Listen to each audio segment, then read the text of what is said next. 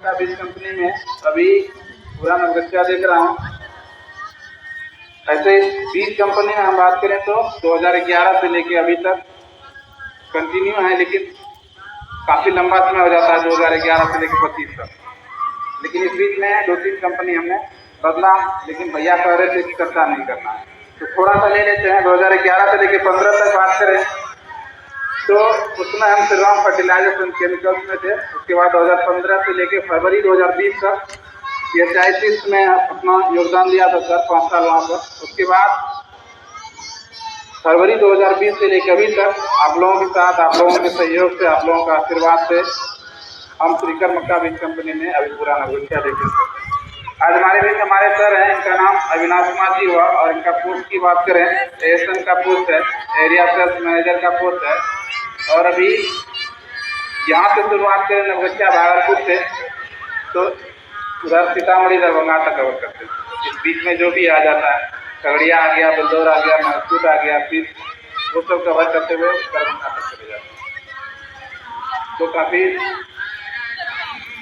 लंबा दूरी है, लेकिन आज का जो समय हमारे पास है अपने यहाँ के लिए, नवगछिया के लिए है। आपको मक्का संबंधित विस्तृत जानकारी देंगे, हमें क्यों 40-89 लगाना चाहिए, क्या क्या इसमें फायदा है, क्या क्या गुण है, ये तो सारी चर्चा होगी। लेकिन अब हम थोड़ा सा बात करें श्रीकर मक्का बीज कंपनी की। हमारे यहाँ के लिए नया नहीं है, क्या नया है? श्रीकर बीज कंपनी अब पुराना, उसका बहुत आदमी इससे अवगत है। पूरे बिहार की बात करें तो लगभग 15 साल से आप लोगों के बीच में मौजूद है कंपनी। तो 15 साल से जो मौजूद है, तो कहीं ना कहीं हमारा आपका सबका विश्वास बना हुआ है कंपनी के प्रति। तभी आज आपके यहाँ ही, आपके सहयोग से कहा जाए, ये किसान गोष्ठी का आयोजन जो है ये सफल हो रहा है। क्या सर? इसके लिए हम लोगों की तरफ से आप सभी का बहुत बहुत धन्यवाद। हम लोगों की तरफ से एक जोरदार ताली बनता है कि आपका ये सहयोग जो है बरकरार रहे, बना रहे। वाई के समय देखते हैं कि बहुत सारी कंपनियां आती है और बीज बेचती है और 9-11 हो जाती है। क्या सर होता है? सर बहुत सारे कंपनी का बीज देखते हैं दुकान पे लगा रहता है और लगाते भी हम लोग।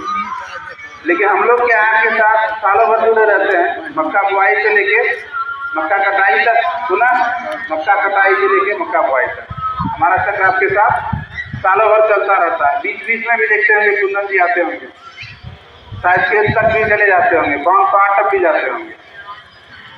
उसमें क्या होता है कि सालों भर रहने तो फायदा क्या होता है, बीच बीच में जो हम लोग खेत तक चलते हैं, फसल में क्या चीज़ की कमी है, किस समय हमें कौन सा चीज आना है, उन सब की जानकारी दी जाती है। क्या भैया आप अध्ययन के बारे में बता रहे थे, यही सब जो चक्र पहले चलते आते जाते रहते तो पता चल जाता है नया क्या है, कब डालेंगे, जो हमें क्या फायदा मिलेगा।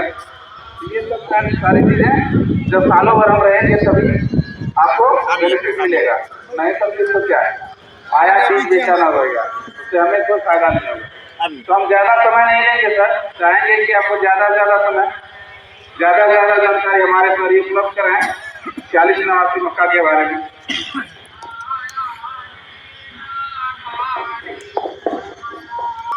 और सबसे पहले आप सभी सम्मानित किसान भाइयों का मेरा भी नमस्कार।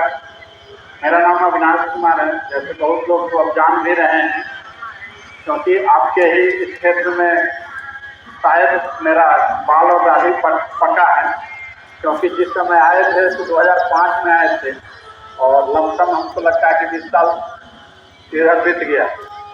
तो बहुत बहुत धन्यवाद आप लोगों का कि जो आज हम इस क्षेत्र में रह करके आप लोग के सहयोग से इस मुकाम पर है, क्योंकि हमारे क्षेत्र में तो मक्का लगता नहीं था।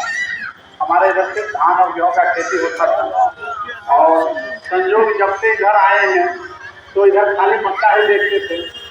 ये 3-4 साल से मुजफ्फरपुर में डेवलप हुआ है मक्का। और अब क्या है कि इस बार हमें मोतिहारी तक जाने का मौका मिला कि मोतिहारी भी देखिए, क्योंकि वहाँ भी धीरे धीरे मक्का का खेती जो है वो बढ़ रहा है।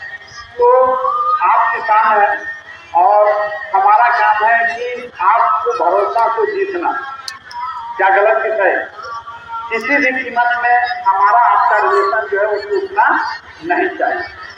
आप अगर मक्का लगाते हैं तो आपको किसी भी कीमत में पैदावार चाहिए, क्या गलत किस है।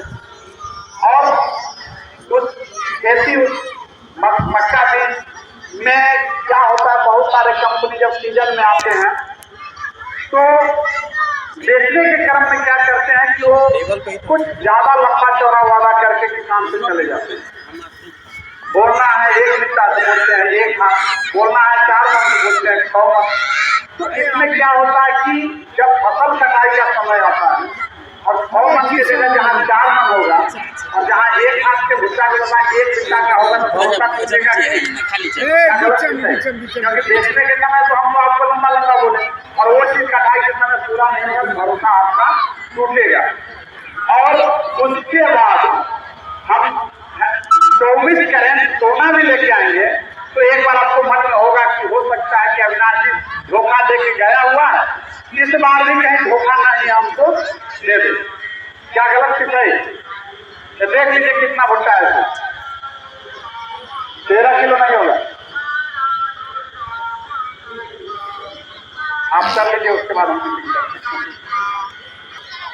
3 किलो 330 ग्राम। अच्छा, इसमें दाना कितना आएगा आप लोग अंदाज लगा करके रखिए। 10 भुट्टा का वजन है 3 किलो, यानी एवरेज 3.5 किलो मान के चले तो 3 किलो 25 ग्राम 325 ग्राम का भुट्टा है, ठीक है। तो दाना अंदाज लगा के चलिए, तब तक हम लोग कार्यक्रम को आगे बढ़ाते हैं। तो एक बार भरोसा टूटने के बाद जो बता रहे थे कि ओरिजिनल 24 कैरेट में सोना लेके आएंगे तो डाउट होगा, पता नहीं इसमें भी मिक्स करके लेके आया हो, क्या गलत किस है? क्योंकि आप किसान हैं, आपको पैदावार चाहिए, आपको दिन मेहनत के बाद अगर पैदावार आ जाता है तो आपका टेंशन खत्म हो जाता है। अगर पैदावार नहीं सही आता है तो आपको इस साल तो नुकसान हुआ ही, अगले साल के लिए भी आपको सस्पेंस बना रहता है कि अब कौन मक्का लगाए, जितना भरोसा था वो तो धोखा दे दिया, अब कौन लगाए। लेकिन मैं बता दूं कि कुछ ऐसे एम्प्लॉय होते हैं या कुछ ऐसे दुकानदार होते हैं जो अपने बेनिफिट के लिए दूसरे को नुकसान पहुंचाते हैं। मेरा कहना है सर कि खेत हमारे किसान का है, क्या गलत किस है? पैसा बीज खरीदने में किसका लगता है? आपका लगता है, लेकिन उस समय अगर बात करें तो मैनेजरिंग किसका हो जाता है? गलत किस है?